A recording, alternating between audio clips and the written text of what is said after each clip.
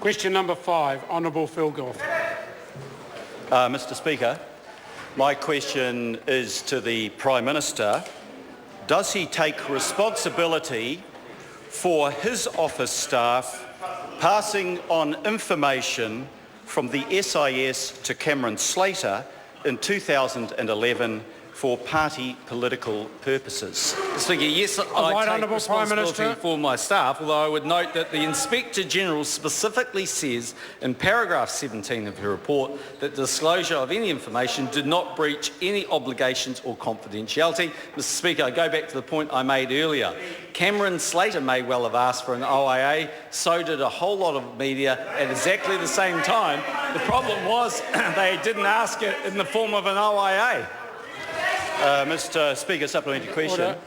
Supplementary question, Honourable Phil Goff.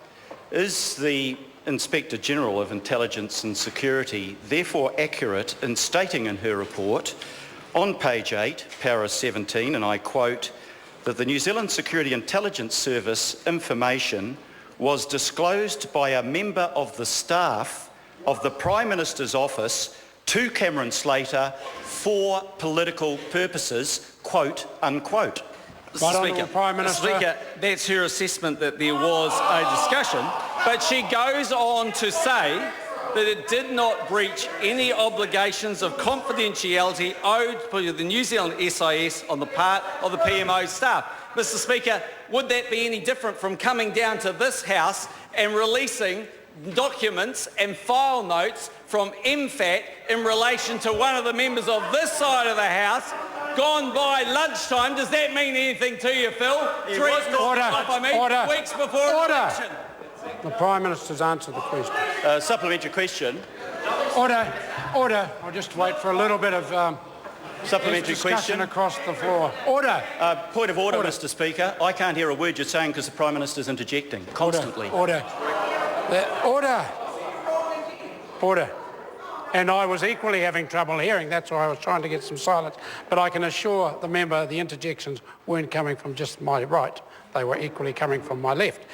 Could we have the supplementary question? Supplementary question, the Honourable Phil Goff. Does the Prime Minister's answer to the last question then imply that he feels that the Inspector-General of Intelligence and Security was not accurate in stating explicitly that material from the SIS was transferred by his office staff to Cameron Slater? And is she wrong in saying that the very moment that Cameron Slater pushed the button to send the request, official information request on the SIS, your staff member and senior advisor, Jason Eade, was on the phone to Cameron Slater? Order. Certainly wasn't my staff, but the Prime Minister can answer either of those supplementary questions. I'm not questioning that there was a discussion, and I'm not questioning that there is a contested view on information. Absolutely, I'm sure that's right. But what is also absolutely clear is that the Commissioner or the Inspectors made it clear that any discussions and any information that, if it was exchanged, did not breach any obligations of confidentiality. They're quite free to do that. Mr Speaker, what is a breach of confidentiality is when someone goes to the media a day before a report is due to be released because it's embargoed. Mr Goff, you know that's against the law and you did it. The Prime Minister will resume his seat. Supplementary, Mr Question. Supplementary question. Supplementary question, Mr Speaker. Order. I would be very reluctant to ask the Prime Minister not to be here to answer the rest of question time. Supplementary question, Honourable Phil Goff. When is the Prime Minister ready? Ready to tell the truth? Order. Mr Speaker, Order.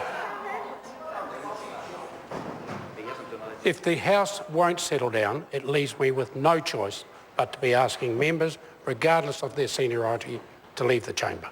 Now, the member, Phil Goff, will ask a supplementary question without interjection, and there's certainly no interjection to come from my right-hand side. Honourable Phil Goff.